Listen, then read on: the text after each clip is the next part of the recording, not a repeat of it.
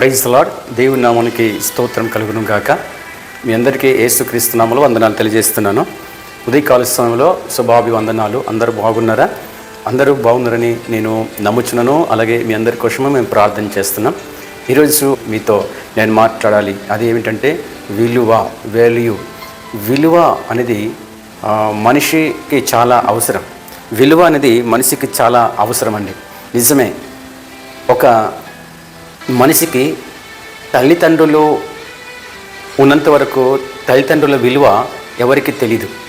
తల్లిదండ్రులు ఎప్పుడైతే మన నుంచి దూరం అయిపోతారో, మన దగ్గర నుంచి మరి వెళ్ళిపోతారో, అప్పుడు తల్లిదండ్రుల యొక్క విలువ ఏంటో అప్పుడు మనకు అర్థమవుద్దండి. తల్లిదండ్రులు ఉన్నంత వరకు మనం ఒక లెక్క చేయము, వాళ్ళకి పట్టించుకోము, తల్లిదండ్రులకి మనం వారికి ప్రేమించము. వారు ఎప్పుడైతే మన దగ్గర నుంచి దూరం అయిపోతారో అప్పుడు మనకు తల్లిదండ్రులకు బాధ ఏంటో, తల్లిదండ్రులు లేని లోటు ఏంటో మనకు అర్థమవుద్దండి. నిజమే. తల్లిదండ్రులకు విలువ తల్లిదండ్రులు లేనప్పుడు మనకు అర్థమవుద్ది. అంతేకాదు, పిల్లల విలువ పిల్లలు ఉన్నప్పుడు మనకు అర్థం కాదు. పిల్లలు మన దగ్గర నుంచి వెళ్ళిపోయిన తర్వాత, పిల్లలు మన దగ్గర నుంచి మరి దూరం అయిన తర్వాత, పిల్లలు చనిపోయిన తర్వాత ఆ పిల్లల విలువ ఏంటో మనకు అర్థమవుతుందండి.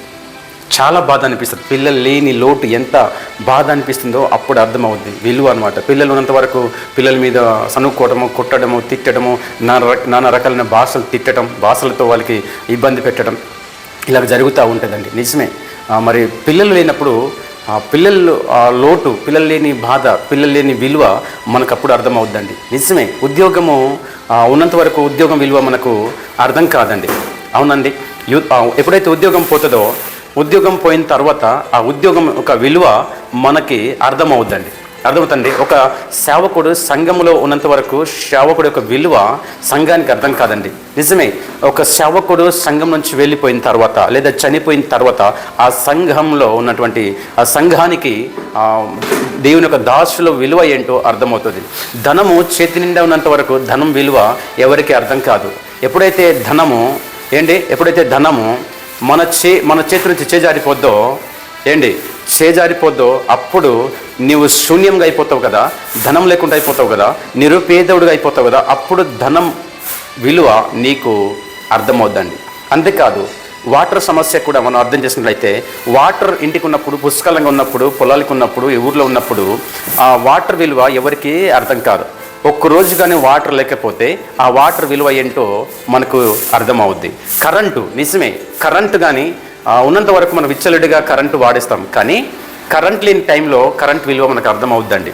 ఇల్లు ఉంటే ఇల్లు విలువ మనకు అర్థం కాదు. ఇల్లు లేని వారికి ఆ ఇల్లు విలువ వాళ్ళకి అర్థమవుతుందండి. భార్య ఉన్నంత వరకు భార్య విలువ మీకు అర్థం కాదు. భార్య ఎప్పుడైతే చనిపోతుందో అప్పుడు భార్య లేని లోటు అప్పుడు భర్తకు అర్థమవుద్ది. తల్లి లేని లోటు పిల్లలకి అర్థమవుద్ది. భర్త లేని లోటు భార్యకి అర్థమవుద్ది. భార్య లేని లోటు భర్తకు అర్థమవుతుంది. ఆ విలువ ఏంటో భార్య ఉన్నంత వరకు ఒకరి విలువ ఒకరికి అర్థం కాదు. తిట్టుకోవడాలు, కుట్టుకోవడాలు జరుగుతూ ఉంటాయి. మరి ఇది అర్థం చేసుకోగలగాలి మనం. బైక్ ఉన్నంత వరకు బైక్ విలువ మనకు అర్థం కాదు. బైక్ లేకపోతే అప్పుడు దాని విలువ ఏంటో మనకి ఆ తర్వాత అర్థమవుతుందండి. ప్రియ దేవుని బిడ్డలారా, దేవుని యొక్క సంగమా, మరి అర్థం చేసుకోగలగాలి. ఈ విషయం మీరు చాలా జాగ్రత్తగా వినాలి. నిజమే. దేనికైనా సరే ఉన్నంత వరకు దాని యొక్క విలువగా చూడాలి. చేతిలో బంగారం ఉందంటే ఇది మామూలు దొరికింది కదా అనుకుంటాం, కానీ బంగారం అది పోయిన తర్వాత ఆ బంగారం విలువ అప్పుడు అర్థమవుతుందండి. ప్రియమైన వారా, మరి ఒకవేళ పదవిలో నీకు ఎమ్మెల్యే కావచ్చు, ఎంపీ కావచ్చు, లేకపోతే ముఖ్యమంత్రి కావచ్చు, ఇంకా నువ్వు మరి ఏ హోదాలో ఉన్నా సరే ఆ హోదా ఉన్నంత వరకు విలువ తెలీదు. ఎప్పుడైతే ఆ హోదా ఊడిపోతుందో అప్పుడు ఆ పదవి యొక్క విలువ మీకు అర్థమవుద్దండి. అందుకే పదవిలో ఉన్నంత వరకు ఏ పని చేసి పెట్టాలో ప్రజలకి అప్పుడు అర్థం చేసుకోగలగాలి. మరి ఆ పదవి పోయిన తర్వాత దాని విలువ తర్వాత మీకు అర్థమవుద్దండి. అవునండి. అందుకే ఏదైనా సరే, ఒక జంతువు కావచ్చు, లేకపోతే ఒక పక్షి కావచ్చు, ఒక మనిషి కావచ్చు, ఉన్నంత వరకు విలువ తెలీదు. అది వెళ్ళిపోయిన తర్వాత దాని యొక్క వాల్యూ, దాని యొక్క విలువ అర్థమవుతుంది. అందుకే ఉన్నదాన్ని చాలా జాగ్రత్తగా, కేర్ఫుల్గా మన దాన్ని పట్టించుకోవాలి. దాని గురించి జాగ్రత్తగా చూసుకోగలగాలండి. అది ఉన్నంత వరకు దానికి మనం విలువగా చూడాలి. అందుకే విలువ అనేది బైబిల్ గ్రంథంలో రాయబడింది కదా. సామెతల గ్రంథము 21వ అధ్యాయము 20వ వచనంలో ఇలా రాయబడింది: విలువగల ధనమును నూనెయు జ్ఞానుల ఇంట ఉండును, బుద్ధిహీనుడు దాన్ని వ్యయపరచును. నిజమే. ధనము కావచ్చు, సంపదన కావచ్చు, ఇంకా ఏదైనా ఇతర ఏమైనా కావచ్చు, అది బుద్ధిహీనుడు పాడు చేసుకుంటాడట. బుద్ధిహీనుడు పాడు చేసుకుంటాడట, జ్ఞానవంతుడట దాన్ని కాపాడుకుంటాడట. బుద్ధిహీనుడైతే అనవసరంగా దుబారు ఖర్చు పెట్టుకుంటాడు, వేస్ట్ చేసుకుంటాడట. ఈరోజు చాలామంది ఉద్యోగం సంపాదించుకుంటారు, ఉద్యోగంలో వచ్చినటువంటి జీతాన్ని కూడా వారు వృధాగా ఖర్చు పెట్టేస్తున్నారు, దుబారుగా ఖర్చు పెట్టుకుంటారు, వ్యర్థంగా ఖర్చు పెట్టుకుంటున్నారు. ఎప్పుడైతే ఆ ఉద్యోగం పోతుందో, ధనం పోతుందో, అప్పుడు ఆ ధనం విలువ, ఆ ఉద్యోగం విలువ మనకి అర్థమవుతుందండి. ప్రియ దేవుని ప్రజలారా, దేవుని సంగమ, ప్రియమైన వారులారా, అర్థం చేసుకోగలగాలి. భర్త ఉన్నంత వరకు భర్తకు భార్య చాలా విలువ ఇవ్వాలి. ఏంటి, భార్య ఉన్నంత వరకు భార్యకు చాలా విలువ ఇవ్వాలి. తల్లిదండ్రులకు పిల్లలు ఉన్నంత వరకు పిల్లలకి చాలా విలువగా జాగ్రత్తగా చూసుకోగలగాలి. ధనం ఉంటే ధనంకి చాలా విలువ ఇవ్వాలి, చాలా జాగ్రత్తగా ఖర్చు పెట్టుకోవాలి. అది ఎప్పుడైతే పోతుందో మనకు దాని విలువ తర్వాత అర్థమవుతుందండి. కనుక అర్థం చేసుకోవాల్సి మనం చేస్తున్నాను. ఏంటి, ప్రాణం చాలా విలువ అండి. ప్రాణానికి చాలా విలువ ఉంది.